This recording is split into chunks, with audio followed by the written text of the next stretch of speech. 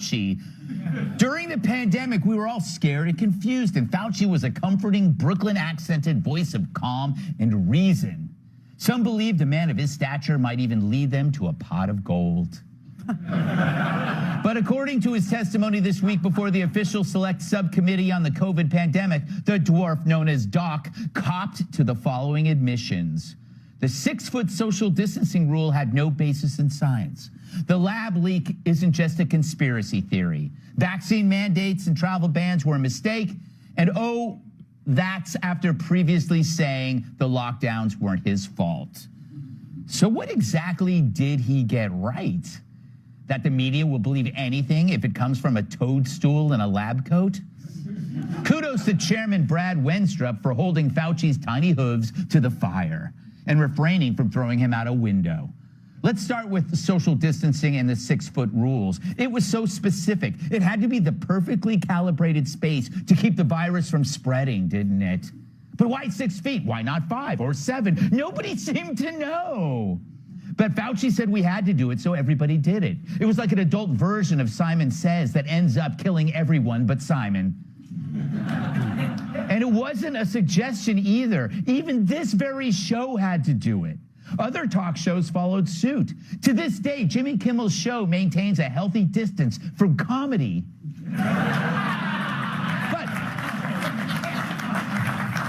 But we followed the rules for a time until we had enough. Of course, if you dared speak up, you were castigated by the comfortably isolated. Howard Stern dramatically condemned anyone who dared question the science as he camped out in his multi-million-dollar Hamptons compound for years. He went from the king of all media to a muppet of misinformation. It's sad. And remember when Arnold Schwarzenegger told you to screw your freedom? But in his defense, maybe he assumed freedom is the name of your maid.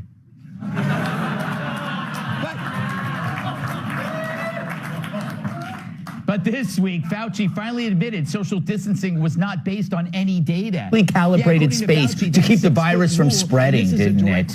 But why 6 feet? Why not 5 or 7? Nobody seemed to know. But Fauci said we had to do it, so everybody did it. It was like an adult version of Simon Says that ends up killing everyone but Simon. And it wasn't a suggestion either. Even this very show had to do it. Other talk shows followed suit. To this day, Jimmy Kimmel's show maintains a healthy distance from comedy.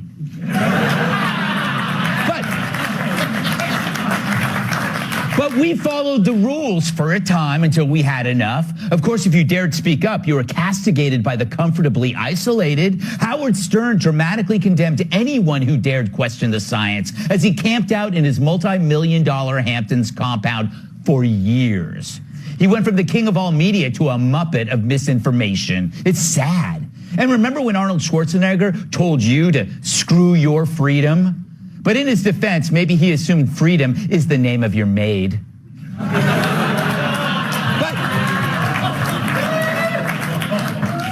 But this week, Fauci finally admitted social distancing was not based on any data. Yeah, according to Fauci, that 6-foot rule, and this is a direct quote, just sort of appeared.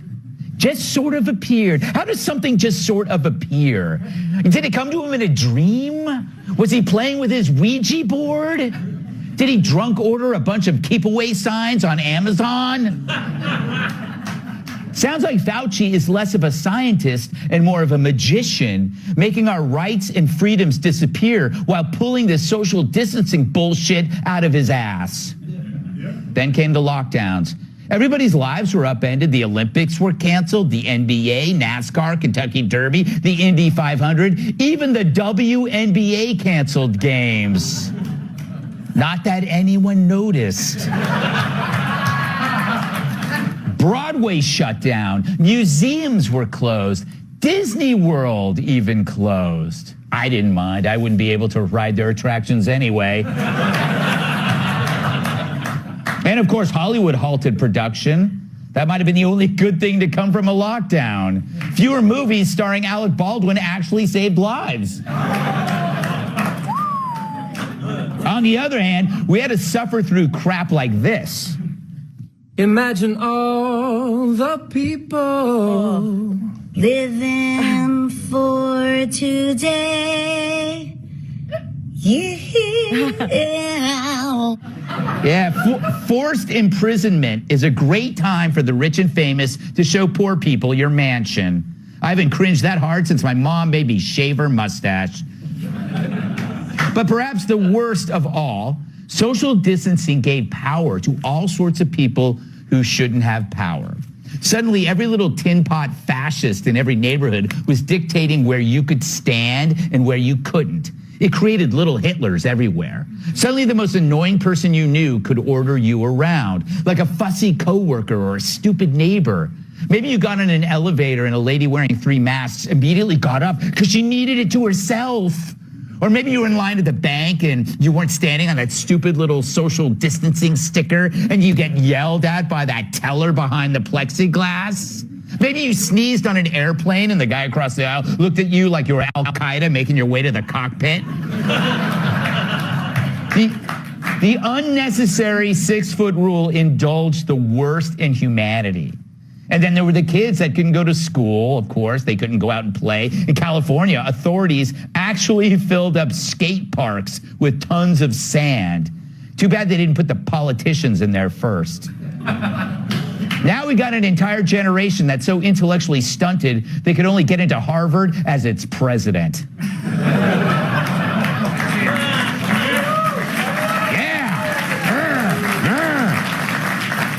They show up for interviews late, they have no social skills, and they make less eye contact than Stevie Wonder. But it was all worth it because of the science, right? No, more like science fiction, which brings us to the biggest lie of all. Fauci finally admitted the lab leak isn't a conspiracy theory. That revelation had me look up what Fauci means in Italian.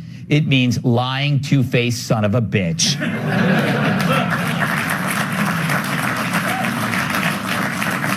The little actually called the lab leak molecularly impossible. The microbe they were working on not only was not SARS-CoV-2, it would be molecularly impossible for them to turn it into SARS-CoV-2. What did he say? So for years, Fauci sat in front of any camera with a red light on and said whatever he thought he had to say, even if it wasn't true. But he wasn't the only one who needs to be held accountable. It starts with his pointy little head, but it includes every COVID extremist who had the hots for violating our rights. I'd name them now, but we'd end up preempting Fox and Friends, and Kilmeade would kill himself. Maybe we should. I like him. Okay. But we should put all of them in front of a committee so I can ask one question. Where's the apology? Where's the apology for treating fellow citizens like murderers, outcasts, and criminals because they dared to ask questions? Now, those same people say, oh, they were just following orders. But we know the truth.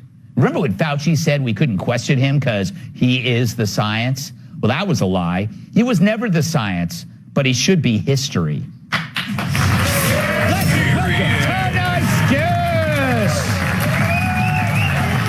instead of